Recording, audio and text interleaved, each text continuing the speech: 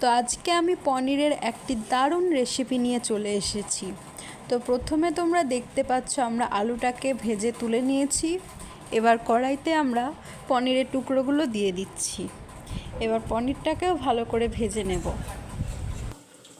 তো দেখতে পাচ্ছ পনিরটা আমাদের ভাজা হয়ে গেছে। তো এবার পনিরটা তুলে রেখে দেব।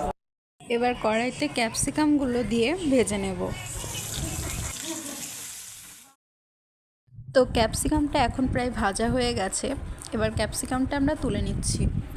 এবার আমরা ফোড়নের জন্য কড়াইতে তেজপাতা, শুকনো লঙ্কা, এলাচ, দারচিনি ও লবঙ্গ দিয়ে একটু নাড়াচাড়া করে নেব। এবার আমরা তেলের মধ্যে কিশমিশগুলো দিয়ে দেব এবং কিশমিশগুলো একটু ভাজা ভাজা করে নেড়ে নেব। তো কিশমিশগুলো ভাজা হয়ে গেলে এবার আমরা টুকরো করে রাখা টমেটোগুলো দিয়ে দেব। তো টমেটোর ওপরে একটু সামান্য নুন ছিটিয়ে দেবো, তাহলে টমেটোটা খুব তাড়াতাড়ি গলে যাবে। তো এরপরে আদা বাটা দিয়ে দেব। আদা বাটাটা দেওয়ার সময় যদিও ভিডিও করা হয়নি, তার জন্য ক্ষমা চাইছি। তো এবার আমরা একে একে দিয়ে দেব ধনে গুঁড়ো, লঙ্কা গুঁড়ো, জিরে গুঁড়ো ও হলুদ গুঁড়ো দিয়ে ভালোভাবে নেড়ে নেব। এবার মশলাটা একটু কষা হয়ে এলে সামান্য জল দিয়ে নেব, যাতে মশলাটা মিক্সড হয়ে যায়।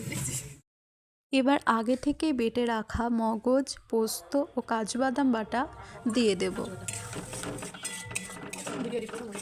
আবারও সামান্য একটু জল আমরা দিয়ে নেব।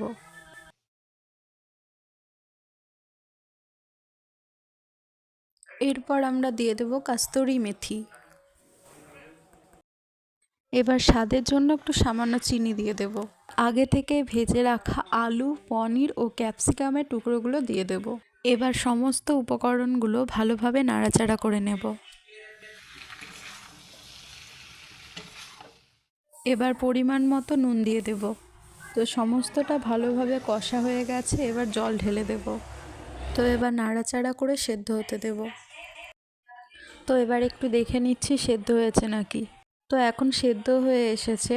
তো এখন নামানোর আগে আমরা গরম মশলা গুঁড়ো ছড়িয়ে নিচ্ছি। তো এখন আমাদের রান্না প্রায় শেষ।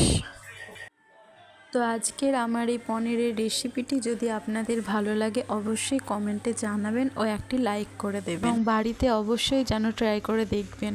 আশা করছি আপনাদের খুব ভালো লাগবে এই রেসিপিটি। ধন্যবাদ বন্ধুরা।